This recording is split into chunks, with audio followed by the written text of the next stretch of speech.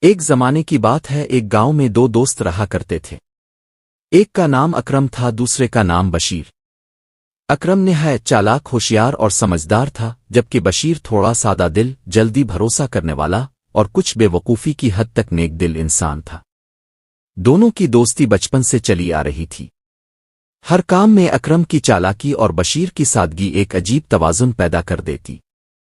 اکرم ہمیشہ کوشش کرتا کہ بشیر کو دنیا کی چالاکیوں سے آگاہ کرے، مگر بشیر کی سادہ طبیعت ہر بار کسی نہ کسی دھوکے میں آ جاتی۔ ایک دن گاؤں میں یہ خبر پھیلی کہ آس پاس کے دیہاتوں میں ایک چور کا گروہ سرگرم ہو گیا ہے۔ راتوں کو گھروں میں چوری ہو رہی ہے اور سب لوگ سخت پریشان ہیں۔ اکرم نے اپنے گھر کی چوکیداری بڑھا دی، تالے تبدیل کروائے اور کتے بھی پال لیے۔ مگر بشیر نے ہنستے ہوئے کہا، ارے بھائی، چور بھی تو انسان ہی ہوتے ہیں، اگر ان سے محبت سے پیش آؤ تو وہ کچھ نہیں چراتے۔ اکرم نے سر پکڑ لیا، مگر کچھ کہا نہیں، کیونکہ وہ جانتا تھا کہ بشیر کی فطرت کچھ ایسی ہی ہے۔ ایک رات کا قصہ ہے۔ بشیر کے گھر کے پچھواڑے میں ایک آواز آئی۔ وہ اٹھا اور باہر جھانکا تو دیکھا ایک آدمی کالا کمبل اوڑے بیٹھا ہے۔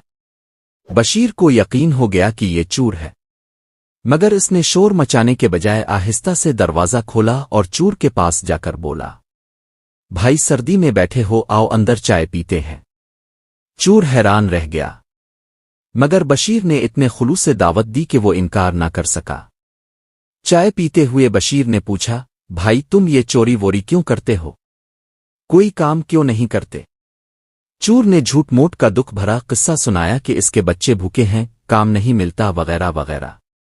بشیر نے ہمدردی ظاہر کی اور اسے کچھ روپے دے دیے اور کہا، یہ لو، کچھ دن کی مدد ہے، اور ہاں اب چوری مت کرنا، آئندہ کوئی کام کرنا۔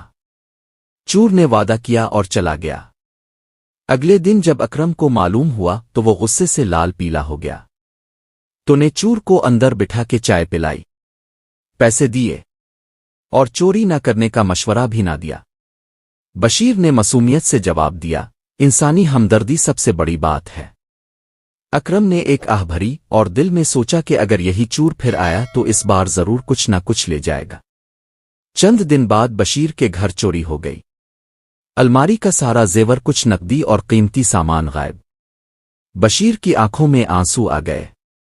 اس نے فوراً اکرم کو بلایا۔ اکرم نے گھر کا جائزہ لیا اور صاف سمجھ گیا کہ یہی وہ چور تھا جسے بشیر نے چائے پلائی تھی۔ اکرم نے بشیر سے کہا، دیکھا، میں نہ کہتا تھا، اب مان گیا نا؟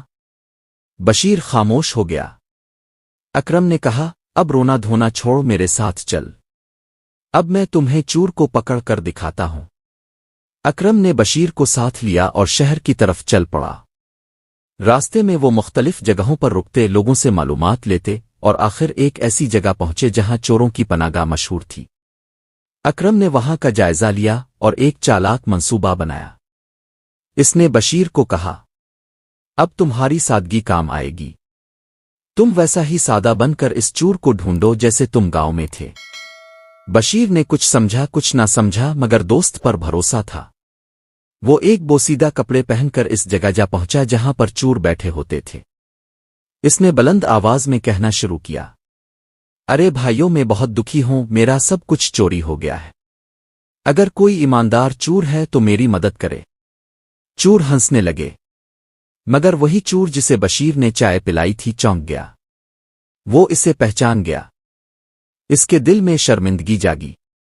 وہ چپکے سے بشیر کے پاس آیا اور بولا، چلو میرے ساتھ۔ بشیر نے اشارہ کیا، اکرم بھی تعاقب میں تھا۔